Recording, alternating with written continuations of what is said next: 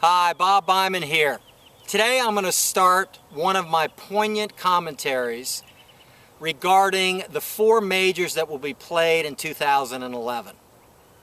We'll be talking about either why someone won the tournament or why someone lost the tournament. For the 2011 Masters, I think it's appropriate to talk about how and why Rory McIlroy lost the Masters this year.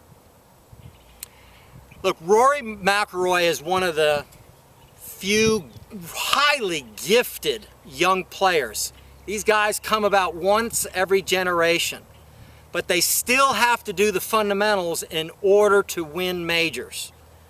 Now, this young man has had a couple chances now to win the major, last year in the British Open and then again here in the Masters. And both times he shot around 80 in one of the rounds. So why does he do that? Okay, so look, if you go back on a historical perspective, every great player, male or female, that has won 7 majors or more, and there has only been one guy in the history of golf that has won more than 5 majors that doesn't do what I'm going to talk about today. And if Rory wants to be one of those guys, he's going to have to learn how to do this as well. Look, last year when he did not win the British Open and he shot 80 or whatever, he shot 81 in the second round. You know, you wonder, how does a young fella like that go about shooting 80? And then you watch him in the Masters this year, and it's clear to see what actually happens. Now, this is very basic, and it has happened throughout history, and it is a big thing of what I teach all of my students. Look, every great player that has ever played has always had the palms of their hands not only facing each other, but in the same line as the leading edge of the club face. This is critical when you start getting under immense pressure, because physics will win. Okay, so if you put your grip on the golf club in a neutral way, where the palms are facing each other, and you just make a motion back and forth and back and forth, the hands always want to return back to straight up and down when they're at impact. The club face will always tend to want to come back to square.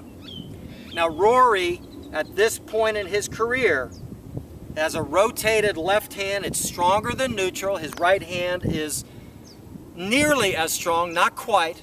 So when he gets under tremendous pressure, there's 2 things that always happen to these players. Either with the long clubs, like the driver or the 3-wood, the hands want to come back to straight up and down, and the club face wants to come in closed.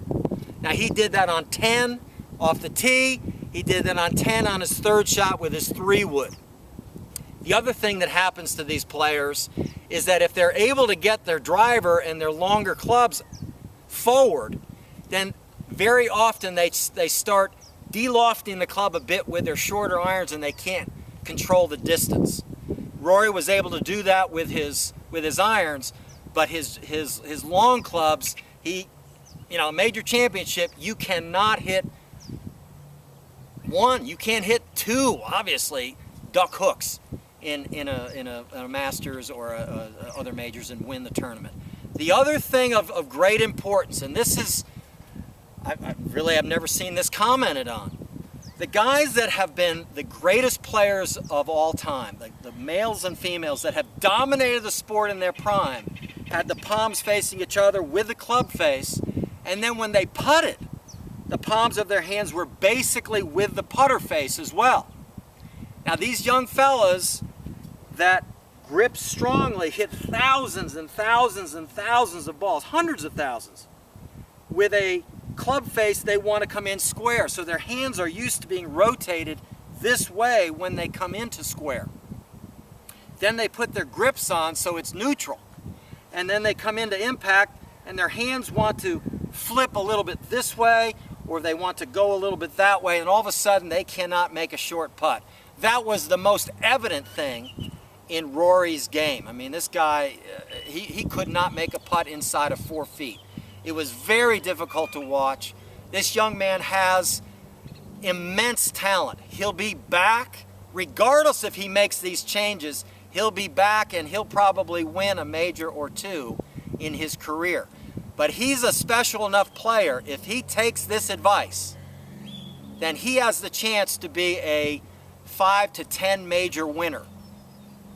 And he would separate himself from all the other players of his day. So I hope you can learn from this. This is the main reason why I put my hands on neutrally and teach all my students to do that, and why the greatest players in the game do it. It has to match not only the long game, but all the way through their putting. Enjoy.